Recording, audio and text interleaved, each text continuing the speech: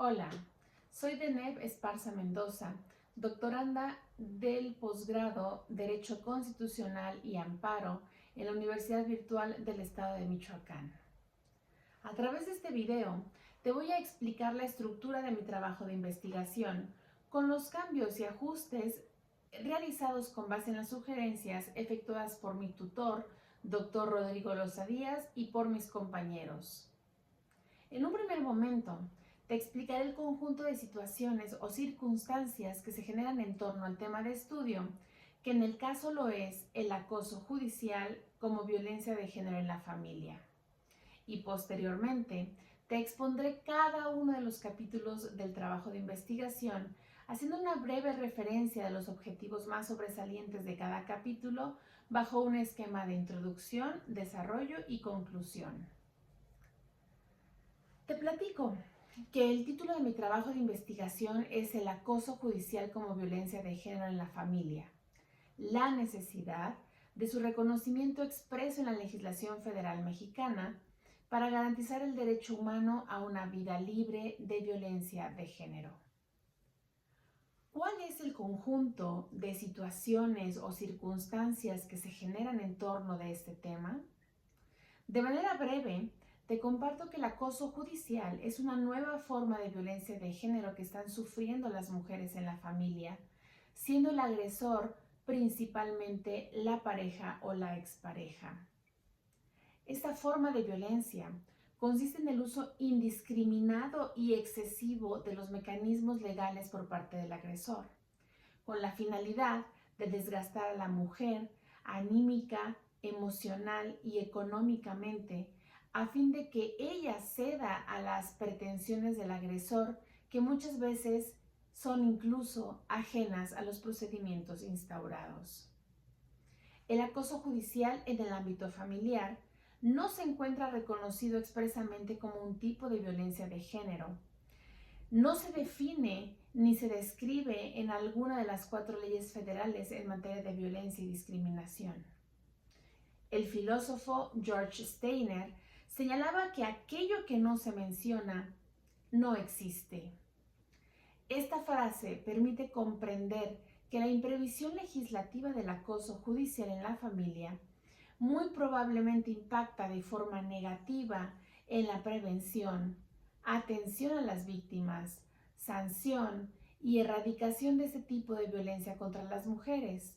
puesto que de inicio, para una víctima, es sumamente difícil identificar que padece un tipo de violencia de género cuando éste no es expresamente enunciado, descrito, explicado ni difundido. El trabajo de investigación se integra por 5 capítulos, teniendo como sustento el reglamento de titulación y obtención de grado de la UNIVIM, que así lo establece. Uno de los ajustes realizados con base en las observaciones del tutor es que desarrollé el contenido de cada capítulo especificando los temas y subtemas que componen cada uno de ellos. El capítulo primero, intitulado Introducción, tiene los siguientes temas: objeto de estudio, antecedentes, justificación, objetivo general, dentro del cual encontramos el subtema de objetivos específicos, la pregunta de investigación y la hipótesis.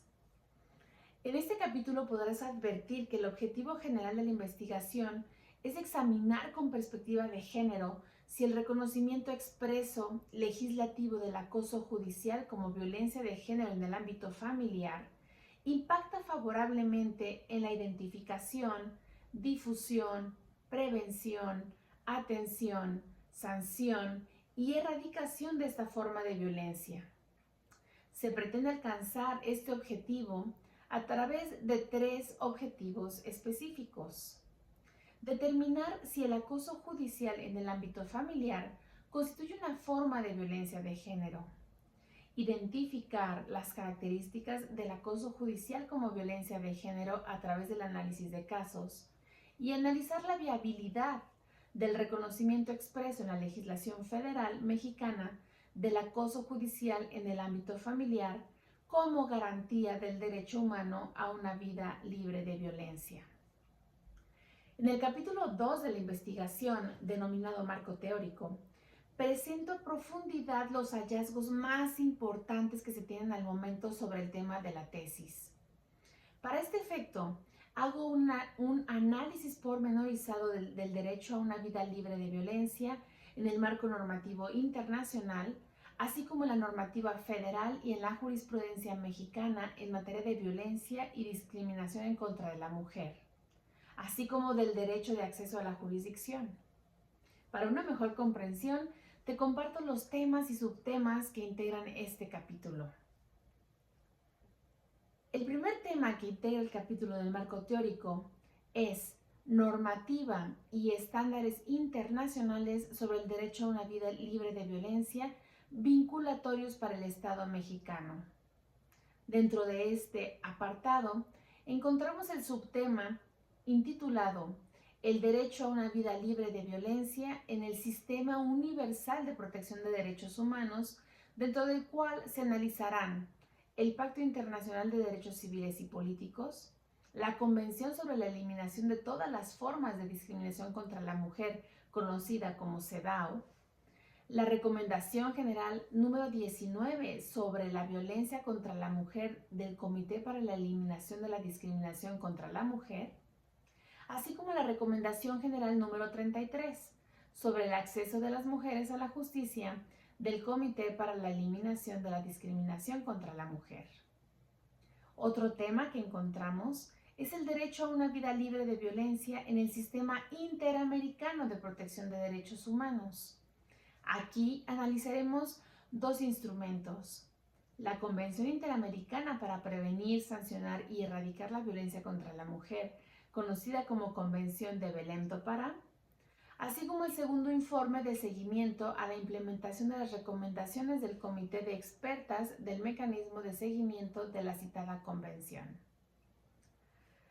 Otro tema que integra este capítulo es la normativa federal mexicana y estándares jurisprudenciales sobre los derechos a una vida libre de violencia y a la no discriminación.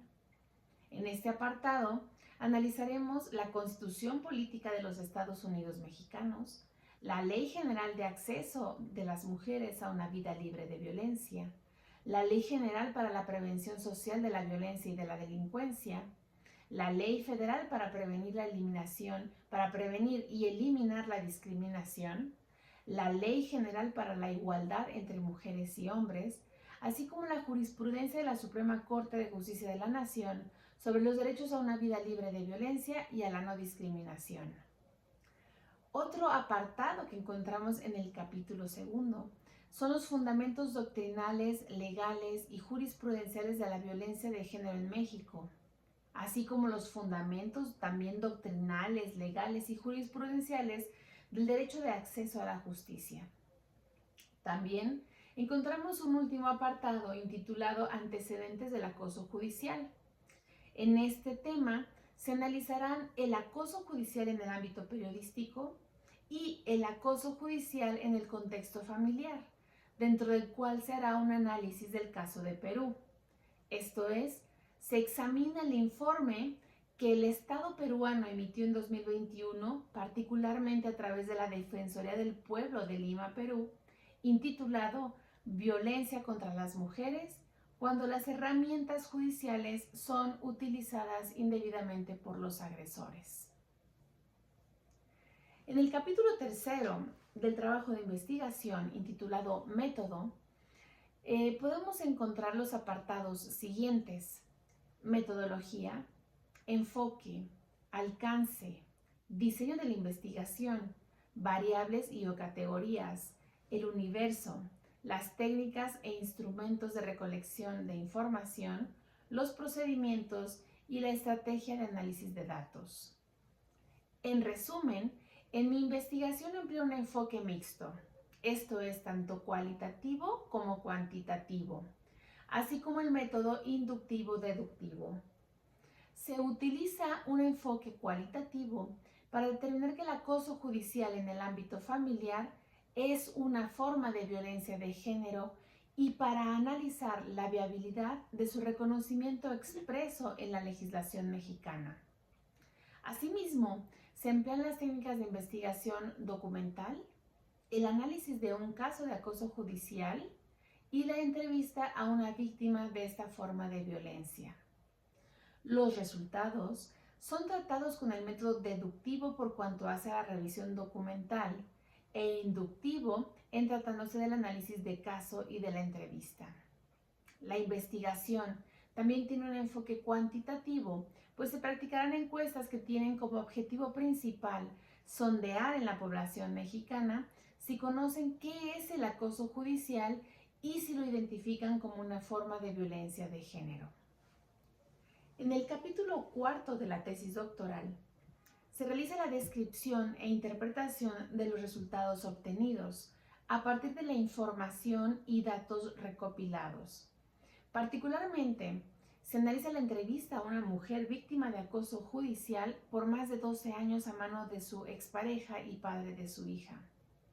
Se efectúa un análisis cualitativo para identificar las características, las particularidades, los aspectos comunes y distintivos y las peculiaridades del acoso judicial, así como las modalidades en que éste puede ser desplegado en contra de las víctimas como una forma de violencia de género. En otro aspecto, la encuesta aplicada evidencia que un alto porcentaje de las personas participantes que incluso cuentan con formación académica y práctica en la ciencia del derecho y en la protección de los derechos humanos desconocen el concepto y la definición del acoso judicial en el ámbito familiar, sumado al hecho de que desconocen que esta es una forma de violencia de género. En ese sentido, el capítulo 4, intitulado Resultados y Discusión, se compone por dos temas: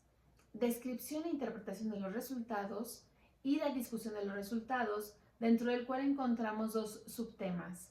resultados relevantes o contrarios a las expectativas y hallazgos significativos y también los irrelevantes.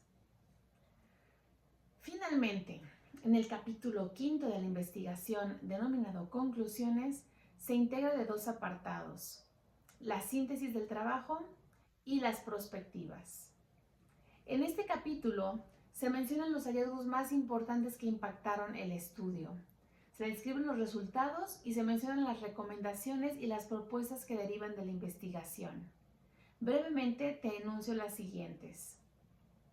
El acoso judicial consiste en el uso abusivo, indiscriminado y desmedido de los mecanismos legales por parte del agresor, con la finalidad de amedrentar y desgastar a la mujer psicológicamente, emocional, anímica y económicamente, a fin de que ella ceda a las pretensiones del agresor, que muchas veces son ajenas a los procedimientos instaurados, todo ello en un contexto de familia o de relaciones de pareja o expareja. El acoso judicial en la familia sí configura una forma de violencia de género agravada, pues generalmente es desplegada por el varón en contra de la mujer,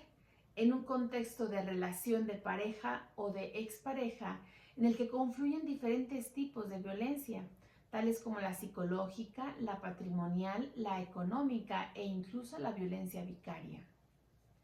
Las víctimas tienen dificultad para reconocer el acoso judicial como una forma de violencia de género, pues existe confusión entre el derecho de toda persona a la jurisdicción y el uso abusivo de los medios jurídicos. Finalmente, concluyo que es necesario el reconocimiento expreso en la legislación federal mexicana del acoso judicial en la familia, para garantizar el respeto al derecho humano a una vida libre de violencia de género, pues su enunciación descriptiva tendrá un impacto favorable en la protección del derecho humano a una vida libre de violencia, al favorecer su identificación, su difusión, la prevención, la atención a las víctimas, la sanción y la erradicación de esta forma de violencia de género desde una perspectiva propiamente de género. Esto ha sido todo.